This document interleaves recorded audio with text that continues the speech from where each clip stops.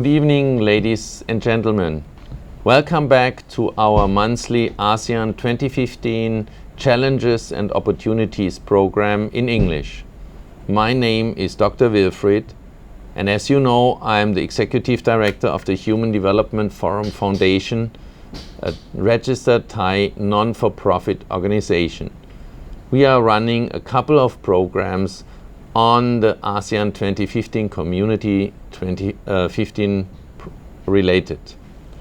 Our main topic today is on Persian Gulf region and ASEAN 2015. Today, in the Persian Gulf region, which covers mainly Iran, Saudi Arabia and some smaller countries, many security and economic developments are taking place. However, in the ASEAN family, almost nobody knows about it. However, main oil and gas provider for the ASEAN states are involved in that. So some more background facts should be clarified. Therefore, I invited a very special friend and long-term special guest and long-term friend who is born in India and covers, among others, the maritime developments of that region, Dr. Vijay Sakhuja. He definitely can give us some important insights on historical and recent developments and some answers to burning questions. Good evening, Dr. Vijay. Welcome to our program, and please introduce yourself briefly. Good evening, Dr. Wilfred. It's a pleasure to be here in Bangkok and to be invited to this prestigious panel discussion on ASEAN 2015 and the Persian Gulf. I'll very briefly introduce myself. I am the director of the National Maritime Foundation based in New Delhi. I am also a visiting senior research fellow at the Institute of Southeast Asian Studies in Singapore. As part of my academic work, I have authored 4 volumes and edited and co-edited over nearly two dozen products, academic works. The subject you've chosen today is very, very pertinent and important. ASEAN 2015 is a buzzword across the world. Everybody wants to know what is ASEAN 2015, and so much of academic literature has already emerged on it. My purpose is not to talk about ASEAN 2015, but I would try to relate ASEAN 2015 and ASEAN for that matter with the Persian Gulf. As you mentioned, the Persian Gulf comprises of a number of states, Iran, Iraq, the GCC countries, and this is a very, very important geographic space. One would wonder that the Persian Gulf, how would it be connected geographically to the ASEAN, that is Southeast Asia? Okay, thank you very much for this brief introduction, and we have now a commercial break. มันเป็นขยะแต่รู้ไหมว่าขยะเหล่านี้สามารถนำมารีไซเคิลเป็นสมุดสิ่งที่มีค่าสำหรับพวกเขาได้ด้วยแนวคิดการใช้ทรัพยากรธรรมชาติอย่างรู้คุณค่าและให้เกิดประโยชน์สูงสุดทำให้ดอนเมืองโทเวย์ได้เริ่มดำเนินโครงการสมุดกรีนเวย์โครงการเพื่อยกระดับสิ่งแวดล้อมให้คงอยู่ชั่วลูกชั่วหลานตราบนานเท่านานโทเวย์กรีนเวย์คูปองดิจิตอลทีวีกสทช.มาแล้วค่ะคูปองครับต่อดูดิจิตอลทีวีที่เขาบอกว่าคูปองดิจิตอลทีวีมาแล้วครับ วันนี้คูปองมูลค่า690 บาทใช้แลกกล่องเซ็ตท็อปบ็อกซ์หรือเป็นส่วนลดซื้อทีวีดิจิตอลได้ที่ศูนย์จำหน่ายที่มีสัญลักษณ์โครงการอย่าลืมอ่านก่อนแล้วเตรียมเอกสารให้ครบนะครับแจกแล้ว42จังหวัดภายในสิ้นปีนี้ดิจิตอลทีวีดูดีทุกบ้านจำกัดมหาชนพร้อมก้าวสู่ผู้นำด้านปิโตรเคมีและการกลั่นครบวงจร Welcome back to our ASEAN 2015 Challenges and Opportunities full English program. Today's main topic is the Persian Gulf region and ASEAN 2015. So without further delay, let's jump into the topic. Dr. Vijay, from the National Maritime Foundation in Delhi, will try to clarify some major questions related to this topic. So my first question would be, could you please explain briefly the historical context of the Persian Gulf region? The Persian Gulf region, as we know about it as an important geographic space in the 21st century, has a deep-rooted historical connectivity with Southeast Asia. But before that, it's always important to recall that the Persian Gulf itself was a civilization, that is, the Persian civilization. And three important ports were very much in existence. Dilmun was a very important port, Magan, Meluha. They had trading contacts as far as the Mediterranean through the Euphrates and the Tigris River. But that was looking west. They were also, in contemporary times, when we talk about looking east or looking west, they were also looking towards Southeast Asia. As a matter of fact, there were regular trading contacts from Persia or Persian Gulf for that matter, all the way to Southeast Asia. Arab mariners would go across the Arabian Sea, trade in India, and then go all the way to important trading positions and ports in Sri Vijaya Empire. They wouldn't stop there. The Arab traders or the traders would go as far as China. What had emerged was a very, very dynamic and a complex trading system. It's important to suggest that there were three important trading systems which emerged. One was that around the Gulf, the second was the Indian trading system, and the third was the Chinese and Southeast Asian trading systems.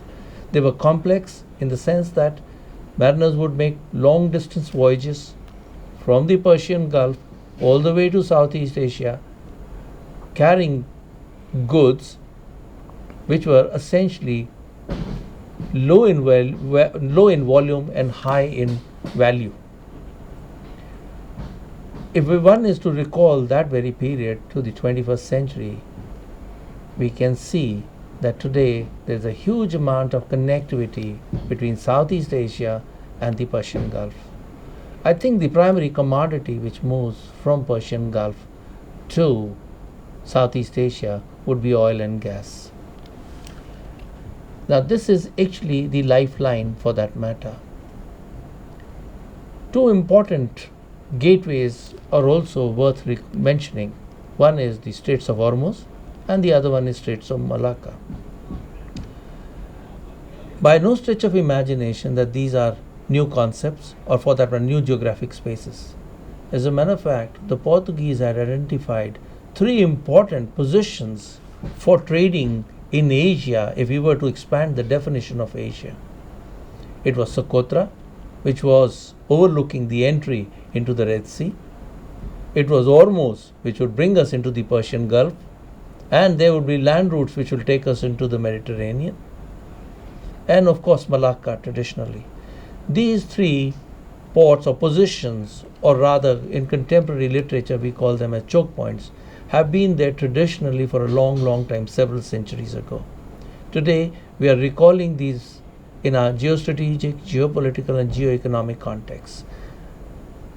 They are actually the ones, the funnels, the gateways to the Indian Ocean, gateways to the Pacific Ocean, gateways to the Mediterranean Sea. And a large volume of trade moves around.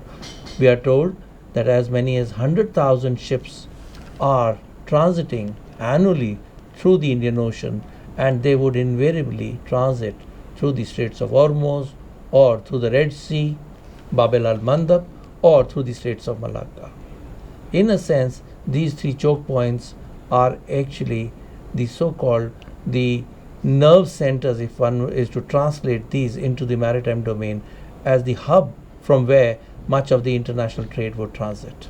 Mm-hmm. Looking at Hormuz and Malacca, what would you see as the main challenges or security challenges for the both ones? We know Malacca has a piracy history, and Hormuz is the guardian is Persia or Iran. But what is today the main security challenges for these two choke points? Straits of Malacca as such has been a traditional choke point since ancient times. As a matter of fact, we are given to understand that traders since ancient times would call at ports in Sumatra, Palembang. Earlier they would use the Sunda, but later years they began using the Straits of Malacca for trading all the way to China. Straits of Malacca, by its very geographic space, witnesses a huge traffic. We are told anything about 200 to 300 vessels transit through the Straits of Malacca on a daily basis, which brings in a huge volume of cargo, oil and gas. These are all sometimes filled, sometimes return leg, the tankers are returning back empty. So there is a huge amount of traffic which transits through the Straits of Malacca. In terms of threats and challenges for the Straits of Malacca, these essentially can be put into two domains, one at the state level and another at the non-state level. State level, we do not see any problem because Singapore, Malaysia, Thailand and Indonesia have joined hands to ensure that the Straits of Malacca remains free of any asymmetric threats and challenges coming in the form of piracy, terrorism, drug smuggling, gun running, illegal human migration, etc. They have developed a very robust mechanism in terms of surveillance, and which has turned into a kind of a model for several other states to adapt and manage their own spaces. Unlike Straits of Malacca, the Straits of Hormuz does not encounter troubles such as pirates. Instead, if one is to look at not specific to Straits of Hormuz, but the region around has witnessed a number of acts of maritime terrorism. We are familiar with instances of USS Cole, of course that happened in Aden, another merchant vessel Limburg, but we are also given to understand that a large deployment in terms of the Western forces in the towards the Straits of Hormuz is essentially to fight a number of asymmetric threats and challenges that may emerge over there. So one finds that the kind of challenges are quite similar, and there is an opportunity when we look at ASEAN 2015 and the Persian Gulf to exchange notes, develop common strategies in which we can address these non-state challenges for both for global commerce and to states. Okay, we talk a lot about the maritime aspect. If you can just maybe in 1 or 2 minutes sum up about the connectivity to the landlocked Central Asia. What is the role of the Persian Gulf in that? In the 21st century, states are all the time attempting how they can connect. They want to overcome what we refer to as tyranny of geography.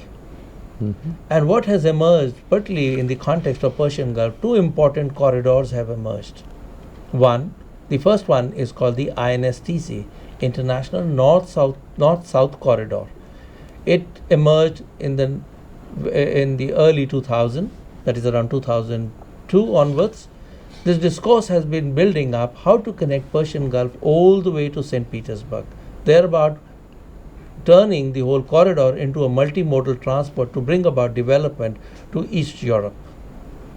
It had, in its initial stages, done exceedingly well. A number of studies were conducted, and Iran in particular has been taking the lead. We find this is an opportunity